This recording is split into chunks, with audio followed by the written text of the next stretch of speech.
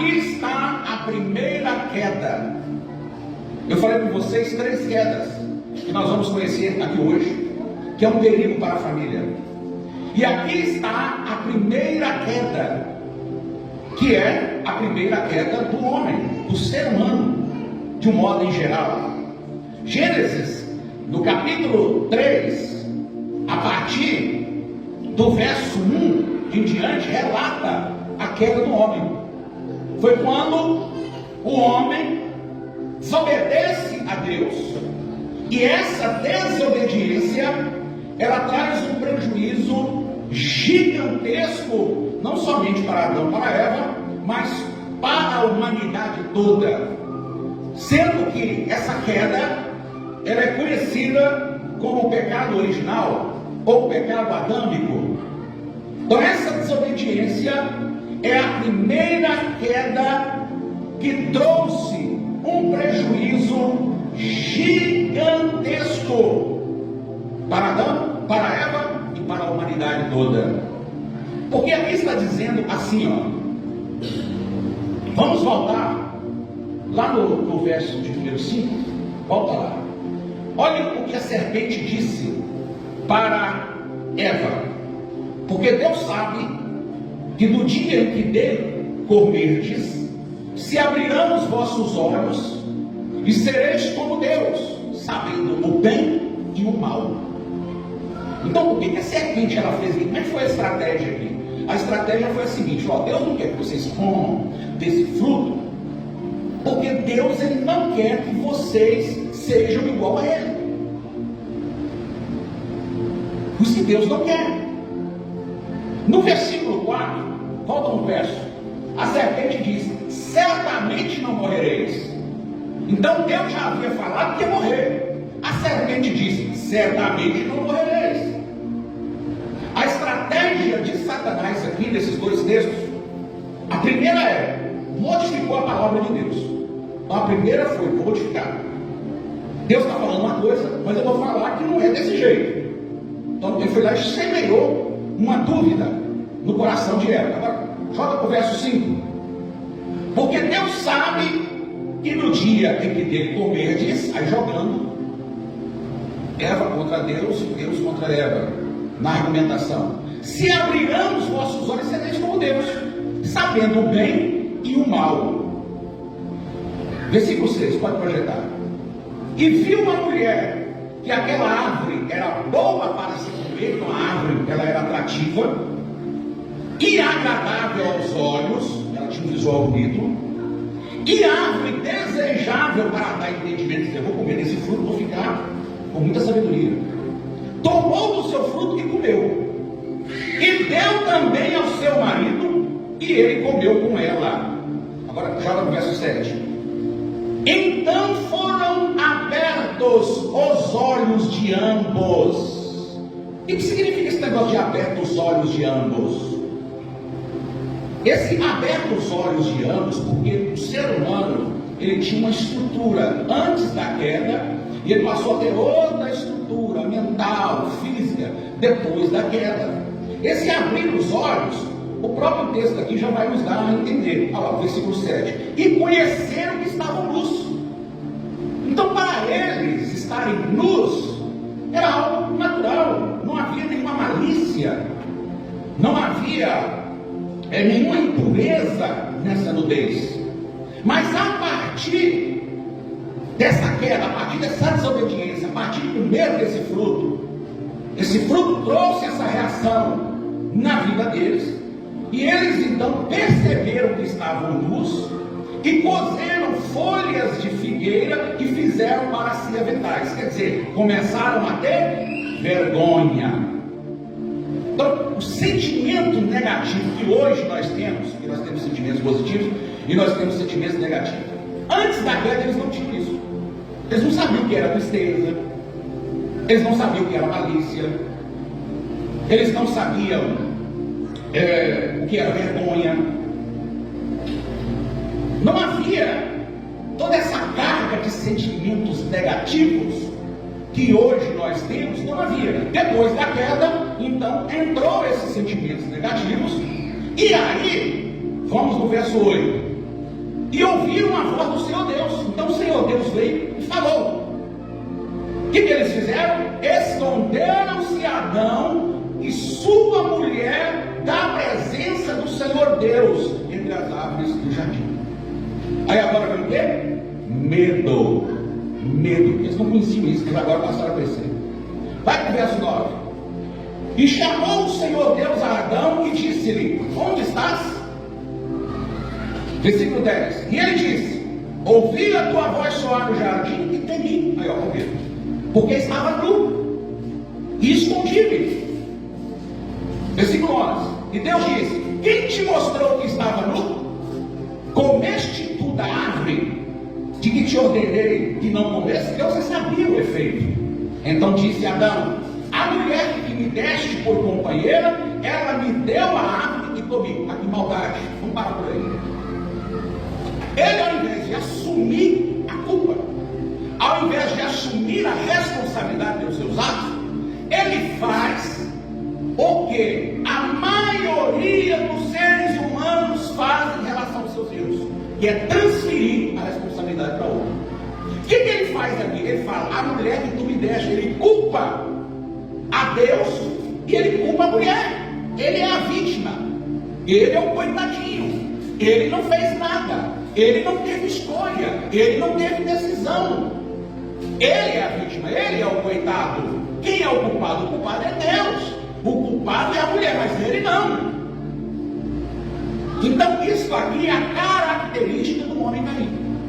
Aqui está a primeira queda, meus irmãos, que o ser humano sofreu na história, e essa queda ela passa para todos os outros seres humanos. Sendo assim, nós temos bilhões de pessoas que estão caídas nesta queda aqui. Essa aqui é a primeira queda.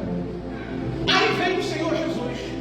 Quando você entrega a sua vida para Jesus, quando você se arrepende dos seus pecados, quando você confessa Jesus como seu Salvador, quando você se lança para Jesus, Ele restaura você desse estado caído e Ele levanta você, renovando a sua comunhão com o Pai. Você pode glorificar por isso? Você pode dar glória a Deus por isso, meus irmãos? Oh, glória a Deus! Oh, glória a Deus! Assim estávamos nós antes de Jesus, caídos. Efésios capítulo 2 diz que estávamos mortos em nossas ofensas e delitos, caídos. Essa era a nossa condição, e esta é a condição de bilhões de pessoas no mundo que estão ainda caídas por causa da queda de Adão. E a solução para essas pessoas era se arrependerem dos seus pecados e entregarem as suas vidas a Jesus de corpo, de alma e de espírito, para que o nome dessas pessoas vão para o livro da vida e assim então se restaure a comunhão com o nosso Pai, o nosso Senhor Jesus Cristo. Pode dar glória a Deus mesmo, irmão. Pode dar glória a Deus mesmo. Pode dar glória a Deus mesmo. Oh, glória a Deus. Oh, glória a Deus. Oh, glória a Deus. Mas eu disse para vocês no início que são 3 quedas espirituais. Eu disse para vocês que são 3 quedas espirituais. Eu só apresentei uma.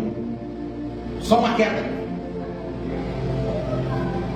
E eu quero dizer para você que dentre dessas 3 quedas tem 2 que são equiparadas.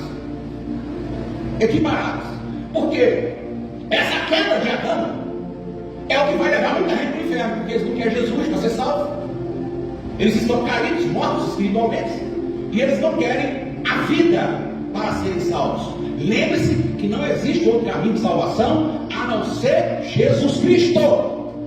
Não caia na conversa fiada, herege, de muita gente por aí, dizendo que existem outros caminhos de salvação, porque não há outros caminhos de salvação. Atos capítulo 4, verso 12, diz bem claramente sobre isso. Debaixo aqui, meus irmãos, desse céu, não há entre os homens nenhum nome pelo qual devamos ser salvos, a não ser o nome de Jesus. Não tem outro caminho para ser salvo, nem o caminho A, nem o caminho B, nem o C, nem a estratégia X ou Y.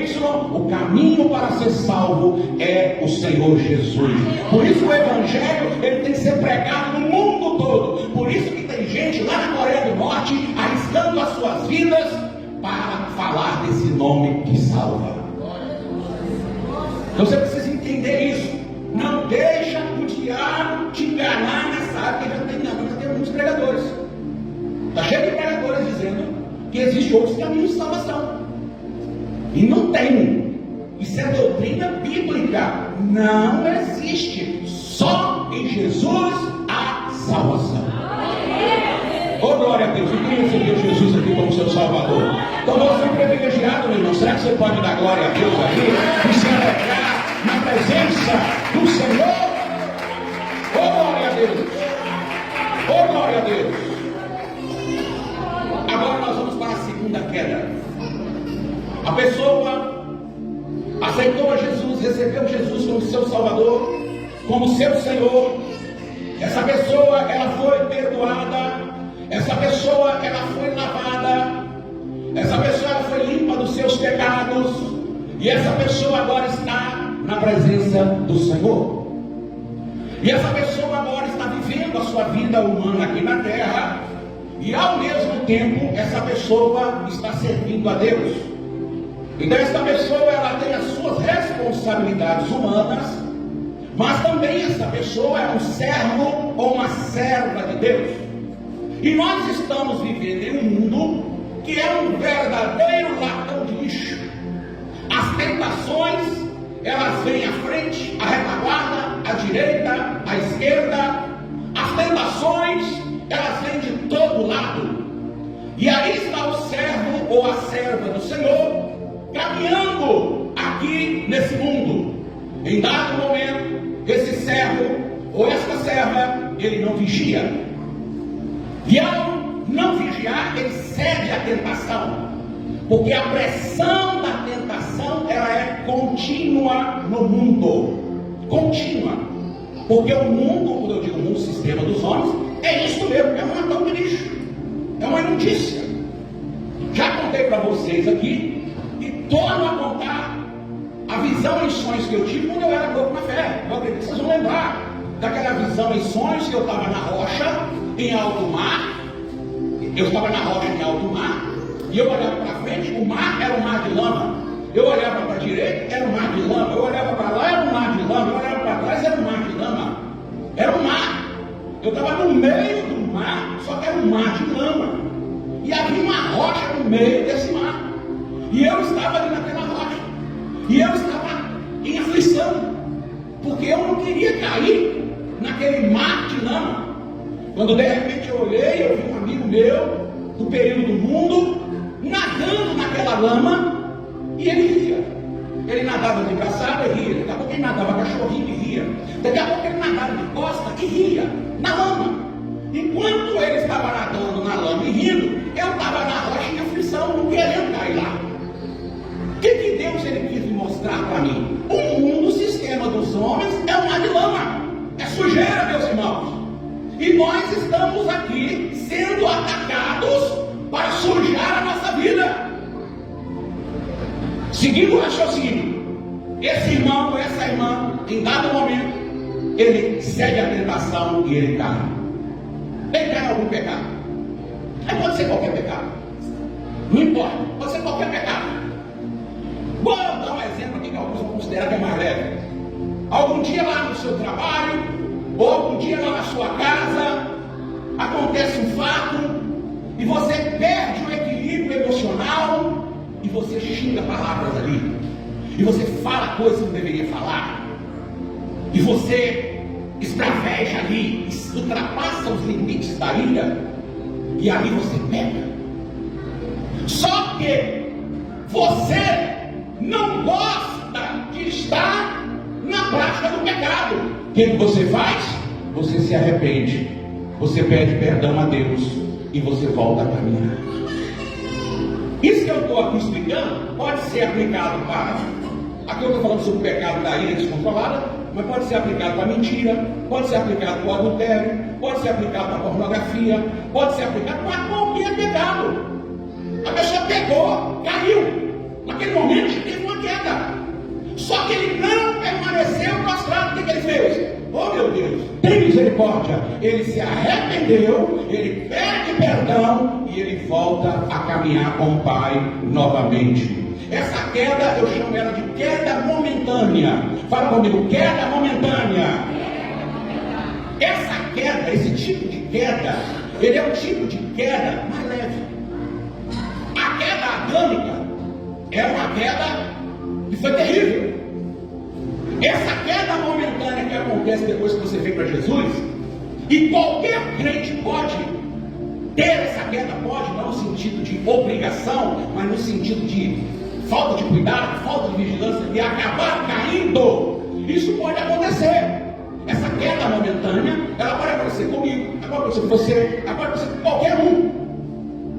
Por isso, lá em 1 João, no capítulo 2, no verso 1, o apóstolo São João, inspirado, escreve assim, olha o que ele fala. Ele fala assim, tudo isso que eu escrevi é para que vocês não pequem.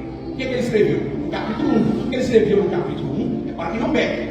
Aí chega no capítulo 2 e fala, mas se vocês pecarem, nós temos um advogado junto ao Pai, Jesus Cristo, o justo. Por que esse texto está escrito lá? Porque há essa possibilidade do crente, depois de Jesus, ele cair. Nós temos um exemplo clássico disso, é a queda de Pedro. Pedro negou Jesus. Só que Pedro depois, ele se arrepende e ele volta a caminhar com o Senhor. Então nós temos esse exemplo. Esse tipo de queda pode acontecer. Seria uma queda mais amena, uma queda menos perigosa. Por que eu estou falando assim? Porque eu quero mostrar para vocês a terceira e última queda desta pregação. Diga comigo, terceira e última queda. A terceira e última queda é a mais perigosa. Vamos rebobinar a fita aqui, para ficar claro para vocês. O povo do mundo que está sem Jesus já está caído, estão na queda. Quem entende isso aí, levanta a sua mão. Então o povo do mundo que está sem Jesus já está caído.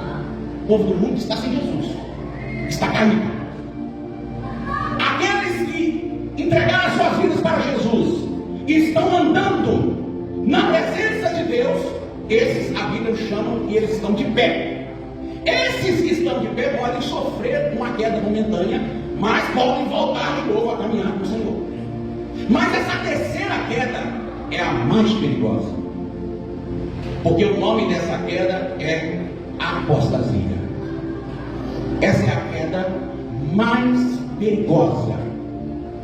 E exatamente agora, em cada igreja, eu falo isso aqui sem medo de errar, porque isso é profético, isso é bíblico. Em cada igreja no mundo, em cada igreja no mundo, em cada grupo de pessoas que se reúnem em algum lugar, pode reunir até numa casa, pode reunir debaixo de uma árvore, pode reunir debaixo de uma tenda. Em cada lugar onde tem um grupo de pessoas que estão se reunindo em nome de Jesus, existe aí uma parte daquele grupo que eles estão apostatados da fé. E aí, porque se você não sabe, meus irmãos, hoje eu quero explicar para vocês aqui como pregador. Não tem esses irmãos que vêm louvar aqui? Não tem os irmãos que vêm louvar? Eu tenho certeza que você pode perguntar para os irmãos que vêm louvar aqui se eles não ensaiam antes. Eles ensaiam, mas eu como pregador também ensaio. O pregador também ele ensaia. Eu não tenho nenhum esboço, eu não estou seguindo nenhum esboço. Mas eu fico ensaiando mentalmente, desde o momento que eu recebo a palavra para pregar em tal dia, o que eu vou falar, do início até o final, de maneira que o povo ouça e venha compreender. Então, acompanhando aqui neste momento, eu estava pensando, aqui eu vou comparar a apostasia. Sabe o que me veio à mente? A melhor comparação para a apostasia é o período da pandemia. A melhor comparação. Quer ver? Vamos fazer um teste aqui agora. Quem aqui no período da pandemia pegou Covid? Levanta a sua mão. Deixa eu ver. Levanta a sua mão. Quem pegou? Olha para você ver. Pegou Covid. Quem aqui no período da pandemia não pegou Covid? Levanta a sua mão. Olha para você ver. Tem gente que não pegou. Está vendo? Agora, pode ser que você se isolou, pode ser que você não teve muito contato, pode ser que você está com a sua imunidade mais alta, pode, existe uma série de fatores para que, de repente, o Covid não venha se manifestar. Mas a maior parte das pessoas foram contaminadas por esse vírus. Quem não foi contaminado por esse vírus, ou é porque ele conseguiu se proteger muito, ou é porque a imunidade dele estava muito em alta, ou uma coisa ou outra. Pelo menos essa é a explicação que se tem. Mesmo que a pessoa, ele teve contato com o vírus e o vírus não manifestou dentro dele, é porque a imunidade dessa pessoa estava em alta e conseguiu quebrar aquele vírus. A apostasia, meus irmãos, é assim. É o paralelo com a pandemia do Covid. É uma guerra para não pegar o vírus da apostasia. Porque no vírus da apostasia, ele está aí. E se você não vigiar, eu não vigiar, e se nós não tomarmos cuidado, vamos apostatar da fé. Amém? Agora vamos lá para você entender sobre essa questão da apostasia. Preste atenção, porque eu vou falar aqui de uma maneira muito simples, muito fácil de entender. Eu sei que vários irmãos aqui já trabalham em empresas e trabalham. A empresa, quando você entra na empresa, ela tem uma forma de funcionar. Tem um horário para você chegar. Tem ali as diretrizes que você vai fazer. Tem ali as instruções de como você deve comportar naquela empresa. Se caso você não seguir, o que eles fazem? Demitem você. É assim que faz. Toda empresa, ela tem um padrão de funcionamento. Agora, uma empresa não. Toda casa tem um padrão de funcionamento. Tem casa com almoço 11 horas em ponto, sabe? Mas tem casa que é meio-dia. Tem casa que é 1 hora. Cada casa tem um padrão de funcionamento. Mas existe um padrão de funcionamento ali dentro daquela casa. Do mesmo jeito, um curso que você for fazer tem um padrão de funcionamento. Uma escola que você for estudar tem um padrão de funcionamento. Aqui nessa igreja tem um padrão de funcionamento. Vamos dizer que chega uma irmã para cá e ela fala assim: eu quero congregar aqui. Aí ela chega aqui na hora do culto e ela pega o véu e joga o véu na cabeça na hora do culto. Eu, com o conhecimento que eu tenho, eu falo assim: não tem problema algum. Deixa ela quer usar o véu, pode usar. Não tem problema algum. Mas vamos dizer que essa irmã agora começa a falar para outros irmãos: você tem que usar o véu, você tem que usar o véu, você tem que usar o véu. Não, nós não temos esse padrão de funcionamento aqui. Então eu vou chegar para essa pessoa e falar: aqui, se você quer usar, você usa. Mas aqui não existe isso e você tem que impor. Então nós vamos importar. Quem está entendendo? Todo lugar tem padrão de funcionamento. Todo lugar tem regras comportamentais. Irmão, não pense que ao se relacionar com Deus, eu tenho que relacionar com Deus do meu jeito. Não existe isso, existe o jeito de Deus. Esse é o problema que acontece na igreja de um modo em geral. Porque as pessoas se submetem ao padrão, as pessoas se submetem às regras da escola, as pessoas se submetem às regras do curso, as pessoas se submetem às regras do trânsito. Mas quando é para submeter a Deus, eu falo assim: não, Deus entende. Deus entende. Deus é bondoso. Deus entende. E aí, meus irmãos, é que começa a apostasia. Porque aí a pessoa começa a esfriar. Não, Deus ele entende por que eu não estou orando. Deus ele entende por que eu não estou jejuando. Deus ele entende por que eu não estou lendo Bíblia. Deus ele entende por que eu não estou indo no culto. Deus ele entende por que eu não dou dízimo. Deus ele entende. A pessoa se apega no lado amoroso de Deus. esquece que o nosso Deus é o Deus mais organizado que existe na face da terra. Não existe um Senhor, porque Deus é Senhor, não existe um Senhor que é mais organizado do que o nosso Deus, meus irmãos. Caim tentou enfiar, vou usar o linguajar popular, enfiar a goela abaixo de Deus a sua oferta. Deus falou: não quero, eu não aceito. Eu aceito a de Abel, porque a de Abel é o sacrifício que eu quero. Eu quero o sacrifício de animal. Essa é a oferta que eu aceito. Se você fizer certo, eu também te aceito. Caim falou: não, eu quero que você aceite a minha oferta.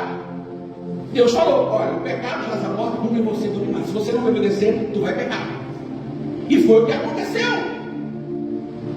E aconteceu o quê? Caim matou seu irmão. O que isso tem a ver? Meu irmão e minha irmã têm duas características na apostasia que eu e você precisamos tomar cuidado. Duas características. A primeira característica de que o vírus da apostasia está nos pegando é a nossa frieza em servir a Deus. É o nosso relaxamento em servir a Deus. É a nossa indisposição para orar, indisposição para irmã, indisposição para ler a Bíblia, indisposição para vir no culto, indisposição para as coisas de Deus. Essa é a primeira característica da apostasia. A segunda característica da apostasia é: eu estou fazendo o que eu estou fazendo. Eu estou indisposto a orar, eu estou indisposto a jejumar, eu estou indisposto a ir no culto. Eu ajo dessa forma, eu me comporto dessa forma, então não faz nada comigo. Então Deus está aceitando. E aí a segunda característica é que as pessoas dentro das igrejas estão servindo a Deus do jeito delas e não do jeito de Deus. E eu duvido você entrar no Coelho Diniz, você entrar no Big Mais, você entrar no EPA, e você entrar em qualquer empresa e você prestar um trabalho lá do jeito que você quer. Você vai prestar um trabalho lá conforme o patrão quer, conforme é estabelecido lá. Mas quando é para relacionar com Deus, as pessoas usam essa frase: Deus entende. E esse Deus entende fica repetitivo. E aí a pessoa está fazendo e Deus não está fazendo nada. E eu estava conversando com um amigo meu esses dias, que eu tenho medo do silêncio de Deus. Fala comigo: silêncio de Deus. Irmão, está cheio de gente no meio do povo de Deus, pintando e bordando, e Deus tem silêncio. Deus não fala nada, Deus não faz nada. Está cheio de gente aí. Se você entra na internet, lá o que mais tem é escândalo. E Deus está em silêncio. Você sabe por que Deus está em silêncio? Quem quer saber, levanta a sua mão. Porque o dia do acerto está no futuro. Está chegando. O dia do acerto está no futuro. Esse silêncio de Deus é perigoso. A palavra do Senhor nos diz em Hebreus 12 que Deus, Ele trata os filhos dele com disciplina. E aqueles que estão sem disciplina, por isso ele lê Hebreus 12, não são filhos, são bastardos. Aquele irmão, aquela irmã, sabe, meu irmão? Sabe, quando você fala uma palavra errada e Deus vem lá no seu íntimo e fala: você errou nisso aí? Sabe esse negócio de ficar pegando no seu pé para você andar na presença de Deus? E começa: você não está orando, você não está indo nos cultos direito. E começa esse incômodo na sua alma. Isso aí é porque o Senhor ainda está tratando você como filho e Ele está corrigindo você, porque Ele não quer perder você. Mas Ele vai falando, e a pessoa endurece a voz. Aí sabe o que Ele faz? Ele se afasta. Aí Ele fica em silêncio, esperando a pessoa quebrar a cara, para que depois a pessoa se arrependa, peça perdão e volte a caminhar conforme Deus quer.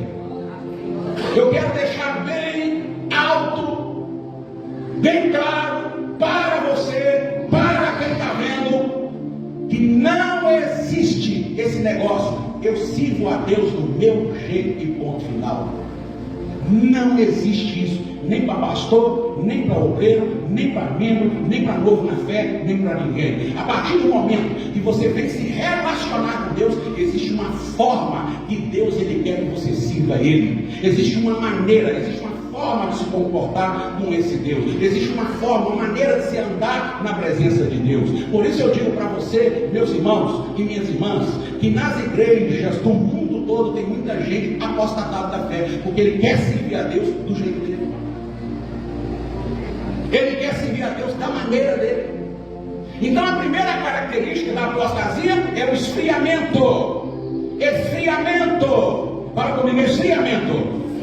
Eu começo a perder o interesse nas coisas de Deus. Começo a perder o interesse. Eu começo a me desinteressar. Essa é a primeira característica. A segunda característica é: eu quero servir a Deus do meu jeito. Desse jeito que eu estou servindo, está bom. Portanto, Deus me corrige, Deus me repreende, as coisas estão dando certo para mim, e eu quero servir a Deus do meu jeito. Não existe servir a Deus do seu jeito. Na realidade, não existe servir a Deus do seu jeito, ou melhor, não existe servir alguém do seu jeito em lugar nenhum na face da terra.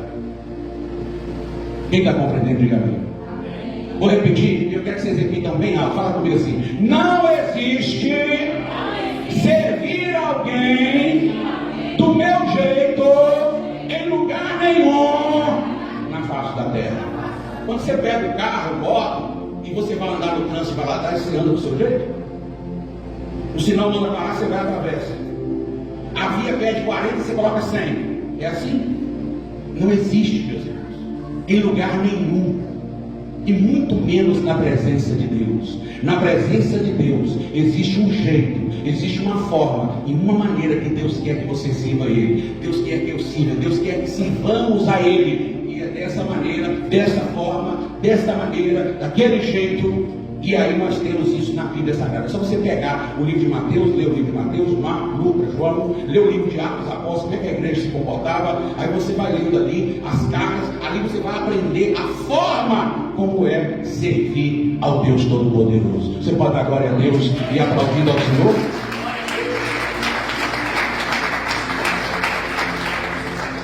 Qual é a terceira e última característica da apostasia para a gente fechar? O desvio doutrinário. Então nós temos a primeira característica, o esfriamento. Eu me esfrio no meu relacionamento com Deus. Para mim vir para a igreja é uma guerra. Alguém de vocês aqui já passou pela fase de você não ver a hora de chegar o horário do culto para você vir para a igreja? Uma sede de estar na igreja, uma sede de estar buscando, meus irmãos. Ultimamente, você vai vir na igreja e fica aquele negócio: vou, não vou, vou, não vou. Nossa, está difícil demais. Como que é? Como que é? Então a primeira característica é o esfriamento. A segunda característica da apostasia, eu sirvo a Deus do meu jeito. E a terceira e última característica da apostasia é desvio doutrinário. Aí, meus irmãos, nós temos um monte de desvio doutrinário que, se eu começar a falar aqui, eu não vou parar. Por exemplo, vou citar um desvio. Eu vou citar um desvio doutrinário. Enquanto isso, o missionário Tiago vai procurar para mim Atos capítulo 2. Você procura o verso 39. Olha para cá. Desvio doutrinário. Existem igrejas, não vou citar nome, que eles ensinam que os dons do Espírito Santo foram dons que ficaram só na época dos apóstolos. Esse negócio de falar em línguas, interpretação de língua, dons de curar, revelação, isso não existe hoje. E são igrejas renomadas. São igrejas renomadas, são igrejas que têm poder aquisitivo, são igrejas influentes na sociedade, são igrejas detentoras de poder de mídia, de comunicação, são igrejas que atingem uma camada da sociedade, que é uma camada mais elitizada, e eles têm, no seu conjunto de doutrina, eles têm essa doutrina de que os dons do Espírito Santo ficaram no tempo dos apóstolos, e pós isso cessou. Aí o nome dessa doutrina é cessacionista. Cessou. E por que eu estou falando que isso é um desvio de doutrina? É um desvio de doutrina. Olha para você ver aqui, ó. Em Atos 2, depois daquele movimento todo, aqui no versículo 37, quando Pedro explica o que estava acontecendo, no verso 37, diz assim, ó: ouvindo eles isso, compungiram-se em seu coração e perguntaram a Pedro e os demais apóstolos: que faremos, irmãos? Aí disse Pedro: arrependei-vos, cada um de vós. Primeira pregação, arrependimento. seja batizado em nome de Jesus, em remissão de pecados, e recebereis o dom do Espírito Santo. Aí entra o verso 39, que é a chave para acabar com essa falsa doutrina chamada sensacionista, que é o verso 39, que diz assim, vocês vão receber o dom do Espírito Santo, porque a promessa vos diz respeito a vós. Qual promessa? A promessa do dom do Espírito Santo. A vossos filhos, e a todos os que estão longe, e a tantos quanto Deus nosso Senhor chamar. Quer que eu leia o verso de novo? Vou ler o verso de novo. Olha, porque a promessa diz respeito a vós. Ele está falando daquele público